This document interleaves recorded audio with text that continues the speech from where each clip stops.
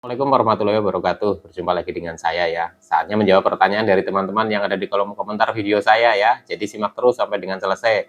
Barangkali ini pertanyaan teman-teman dan mungkin nanti di tengah-tengah ada tips-tipsnya ya, teman-teman itu tetap menyimak dan teman-teman itu bisa memahami.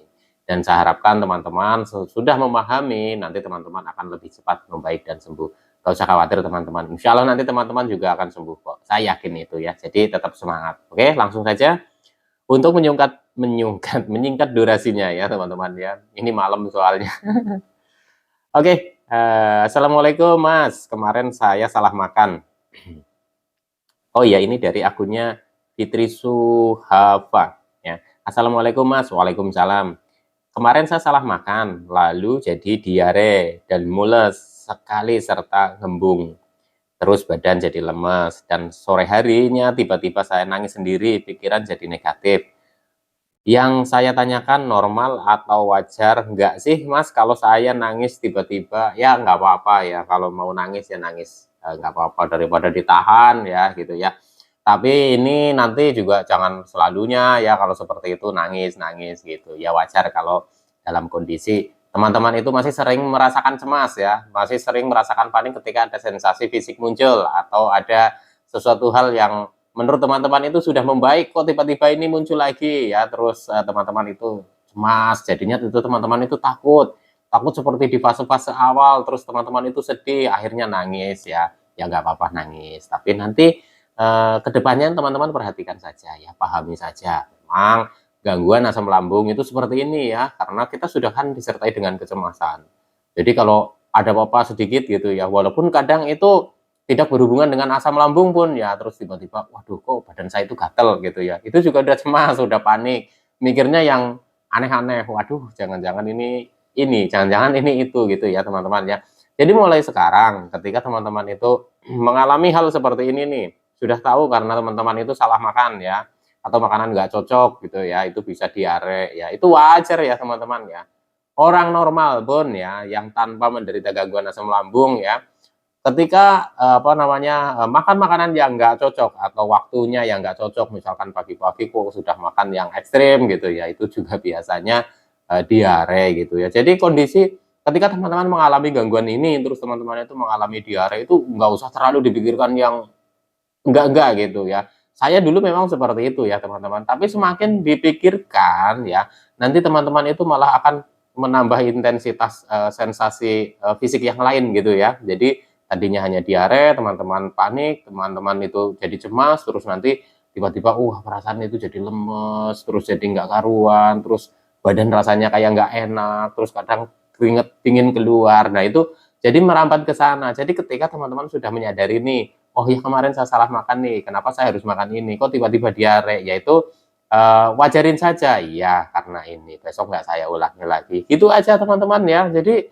kalau selalunya ada muncul sensasi dipikirkan, waduh jangan-jangan ini nih, waduh jangan-jangan itu, padahal teman-teman sudah tahu tuh kemarin salah makan gitu ya, jadi diare, nggak apa-apa, nanti 2-3 hari setelah makanan itu yang nggak cocok itu ya di lambung sudah keluar gitu, nanti juga normal lagi ya teman-teman ya. Jadi intinya kalau sedang diare, teman-teman banyakin minum ya, banyakin minum supaya nanti teman-teman nggak dehidrasi gitu ya. Jadi nggak usah terlalu dipikirkan. Wajar lah hal seperti ini gitu. Saya pun dulu sama, tapi harus kita pahami, jangan ketika ada sensasi gitu terus kita itu nangis lagi mendadak gitu. Kita pahami, memang gangguan asam lambung itu seperti ini. Kadang kita sudah merasa membaik, kadang enak, muncul lagi sensasi, itu nggak apa-apa, teman-teman ya, semangat ya.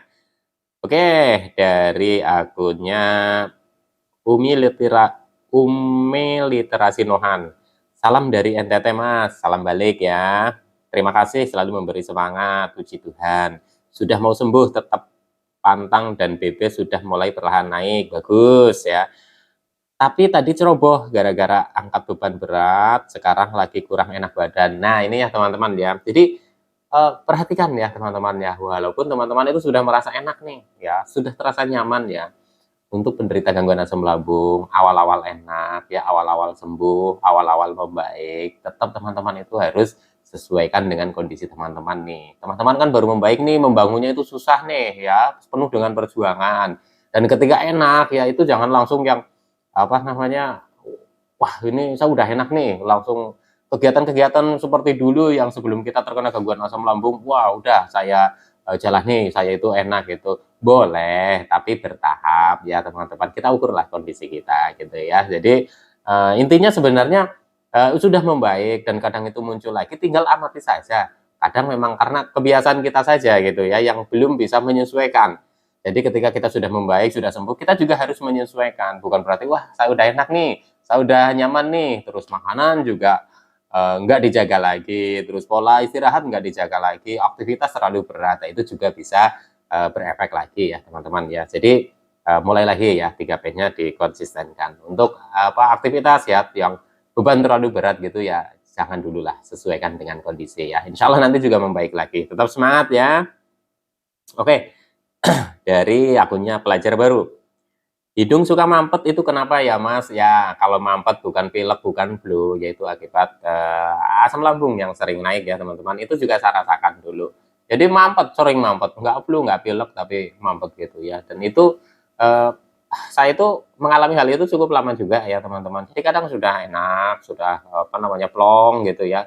Nanti mampet lagi dan saya ciriin ketika saya itu perutnya masih sering kembung, begah gitu ya, kayak asam lambung naik lah, kerasa lah kayak di tenggorokan juga nggak nyaman, pasti nanti disertai dengan hidung mampet gitu seperti itu. Jadi caranya seperti apa? Caranya ya kita harus sering minum air hangat dan kondisikan badan kita pada saat tidur juga supaya mencegah lah ya, untuk supaya asam lambung itu nggak reflux atau nggak naik ke tenggorokan, otomatis posisi tidurnya jangan sejajar, harus miring begini dengan bantal yang tinggi. Ya itu lakukan rutin ya teman-teman, insya Allah nanti juga membaik ya, sedikit demi sedikit itu ya. Jadi jangan berarti harus melakukan itu terus 2 atau 3 hari itu nanti sudah membaik dan sembuh gitu ya. Kadang kan ada gitu ya sampai beberapa hari, itu nggak apa-apa ya teman-teman ya. Jadi lakukan itu konsisten, nanti insya Allah juga yang hidung mampet ya yang nggak pilek tapi hidung sering mampet nanti juga perlahan membaik.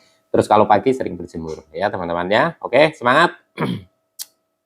Ini dari akunnya siapa lagi nih? Nuna Die. Saya sehari membaik, nanti berapa hari ke depan kambuh lagi. Nggak enak, rasa sesek, panik, cemas, sampai nyeri di dada berapa detik. Oke ya teman-teman ya, ini untuk kambuh atau sudah membaik drop lagi ini memang masing-masing orang itu berbeda ya. Kadang sudah membaik dari sensasi A, B, C ini ya, tapi teman-teman yang lain itu sudah membaiknya dari sensasi yang beda lagi gitu. Itu sebenarnya ini nggak apa-apa, ini sebenarnya faktor yang menurut saya itu umum ya. Karena masing-masing orang kan pasti punya sensasi yang hampir sama, tapi ya banyak banyak juga yang beda gitu. Jadi kadang yang sudah tidak merasakan mual, perih, kembung, atau dada sesek gitu, tapi masih yang merasakan yang namanya kadang badan nggak enak, kayak panas dingin, kadang gemeter, terus kadang masih merasakan sempoyongan, keliengan. Ada juga yang tidak merasakan sempoyongan, keliengan, tapi badan selalu nggak enak, selalu deg-degan, selalu napas itu berat, itu juga ada seperti itu. Intinya, ketika teman-teman itu sudah membaik nih, sudah enakan ya, terus kok drop lagi gitu, pasti itu kan ada pemicunya. Nah, teman-teman pahami ya, jadi ya nggak jauh-jauh lah ya, kita perhatikan dari 3P-nya, apakah kita mulai kendor nih? Nah, itu perhatikan dari situ, dari pola makannya ya, pola hidupnya ya, apakah teman-teman itu tidurnya sudah nggak teratur lagi, atau dari pola pikirnya, waduh, karena sudah enak, kita mikirnya sudah macam-macam lagi, terus beban pikiran berat lagi, itu memicu lagi ya teman-teman ya. Kalau sudah panik, cemas biasanya disertai dengan nyeri dada, dada sesek, terus napas itu terasa berat gitu ya. Itu yang saya alami dulu seperti itu ya. Jadi tetap semangat, amati pemicunya ya. 3P jangan kendor ya, lakukan konsisten dulu ya teman-teman ya. Oke, semangat, insya Allah nanti juga sembuh. Oke, langsung dari siapa lagi ini? Akunnya Karina Baru. Sakit ini memang ada dan yang mengerti adalah orang-orang yang pernah merasakannya. Bahkan istri pun tidak akan memahami. Ya, ini ya teman-teman ya, karena berbagai kondisi ya. Kita kan masing-masing itu punya kondisi yang berbeda-beda, baik lingkungan, keluarga dan lain-lain, dan saya paham itu ya teman-teman ya. Jadi kadang memang benar ya, apa yang kita rasakan itu belum tentu bisa dipahami oleh orang lain ya. Bahkan orang terdekat kita pun sepertinya nggak pernah bisa memahami kita ya. Nah, kalau udah seperti ini ya, ini menurut saya ya teman-teman, ini pendapat saya ya, kita fokus saja pada diri kita ya. Kalau memang tidak ada yang mau mengerti ya, tapi teman-teman kan di sini juga sudah apa namanya mulai belajar nih untuk apa namanya menangani gangguan ini gitu ya teman-teman. Teman-teman sudah periksa ke dokter, sudah dibilang katanya nggak apa-apa ya, terus sudah periksa ini periksa itu juga bilang nggak apa-apa, tapi masih merasakan banyak sensasi ya. Terus teman-teman juga pasti kan banyak menyerap informasi-informasi ya, yang bagaimana ini metode apa yang harus dipakai untuk penyembuhan. Nah itu fokus ke situ gitu ya teman-teman ya. 3P jalankan konsisten. Kalau kita mikirin aduh dia kok nggak perhatian, ini kok nggak perhatian, saya pun dulu sama seperti itu. Tapi semakin saya pikirkan itu bukannya intensitasnya itu semakin menurun gitu ya, malah intensitasnya itu semakin naik gitu ya teman-teman. Jadi ini berhubungan sekali. Jadi kondisi pikiran kita kayak menyimpan sesuatu gitu ya. Aduh kok nggak ada yang mau perhatian sama saya nih, kok nggak ada yang apa namanya, kok nggak ada yang kayak nggak ngerti saya nih. Jadi semakin itu dipikirkan itu malah sensasinya itu malah kayak semakin bertahan terus di situ. Jadi mulai sekarang udahlah kalau memang menurut kita kok pada nggak ngerti kita nggak ngerti gitu ya, nggak memahami kita, ya wajar karena memang mereka itu belum pernah merasakan hal seperti ini ya. Jadi untuk sekarang fokus saja gitu ya teman-teman, tenang saja, saya temenin ya teman-teman ya.